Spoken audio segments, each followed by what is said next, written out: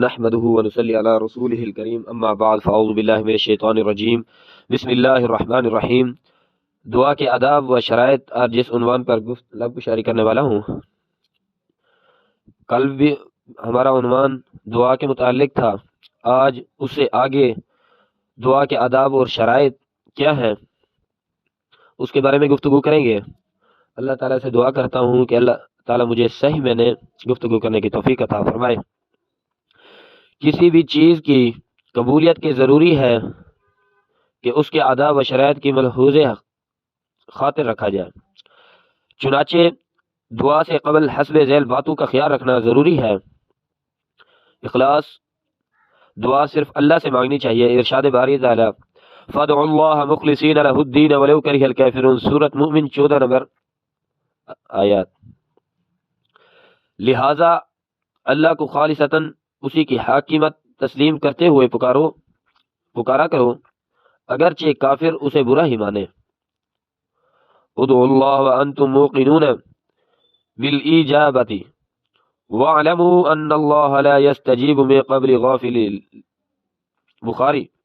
اللہ سے دعا مانگو تو دعا کی قبولیت پر یقین رکھو، ایسے نہیں کہ دعا کر لیتے ہیں، قبول ہو گئی تو ہمارے قبول ہو گئی، پر یقین اس پر ہونا چاہیے کہ اللہ تعالیٰ یہ ہماری دعا ضرور سنے گا، یہ دعا قبول اللہ تعالیٰ کر لے گا۔ آج ہمیں یقین نہیں ہوتا۔ سامعین کرام، یقین ہونا چاہیے کہ اللہ تعالیٰ سے مانگ رہے ہیں، اللہ تعالیٰ وہو علی کل شیء قدیر، ہر چیز پر قدرت رکھنے والا ہے، اللہ تعالیٰ ہمیں عطا کر دے گا، اس کے آگے کون سی دیر ہے۔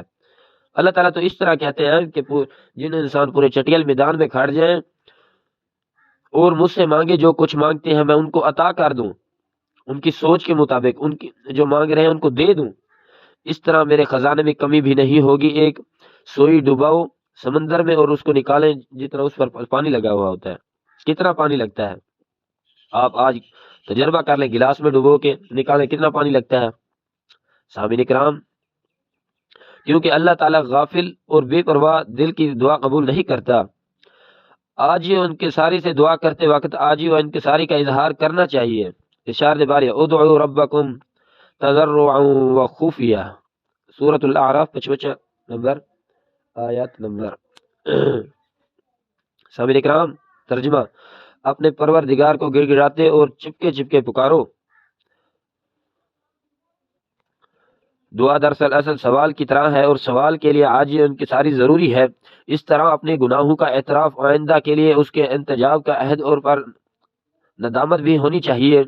اللہ تعالیٰ مجھ سے گناہ ہو گئے، میں صغیرہ کبیرہ میرے گناہ معاف فرما، یا اللہ میں گناہ گار ہوں، سیاہ کار ہوں، خطا کار ہوں، تیری رحمت کا امیدوار ہوں، یا اللہ آج کے بعد میں گناہ نہیں کروں گا۔ اللہ تعالیٰ سے گناہ کی معافی مانگنی چاہیے۔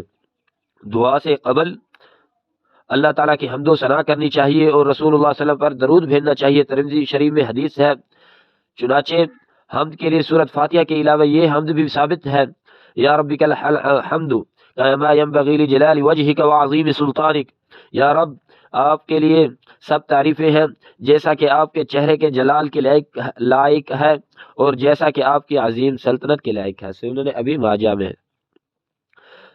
درود ابراہیمی اس کے بعد پڑھا جائے جو نماز میں پڑھا جاتا ہے، اللہم صلی علی محمد وعلی آل محمد کما صلیت علی ابراہیم وعلی آل ابراہیم انک حمید مجید۔ دعا میں اپنے بہترین اعمال کا واسطہ دینا چاہیے۔ بخاری شریف میں یہ نبی کریم صلی اللہ علیہ وسلم نے بیان فرمایا ہے، دعا کرتے وقت قبلہ رخ کرنا چاہیے۔ ترمذی میں شریف میں یہ بھی حدیث ہے، اللہ کے اسماء الحسنہ کے ساتھ دعا مانگنی چاہیے۔ اللہ تعالیٰ نے قرآن مجید میں فرمایا ہے وَلِلَّهِ الْأَسْمَاءُ الْحُسْنَى فَادْعُوهُ بِهَا، سورۃ الاعراف 108 نمبر آیات۔ اللہ اور اللہ کے اچھے نام ہیں، انہی سے اسے پکارا کرو۔ سامعین کرام، اور اس کے بعد بہتر ہے کہ دعا کرنے والا باوضو ہو اور دعا کی جگہ بھی پاک صاف ہو۔ ٹائم زیادہ نہیں لوں گا، آپ 5 منٹ ہو گئے ہیں۔ دعا کرتا ہوں کہ اللہ تعالیٰ جو کچھ سنایا سب کو قبول کرے، اور انشاءاللہ آج کے بعد اس کے بعد والی نشست ہوگی۔ وآخر دعوانا الحمدللہ رب العالمین۔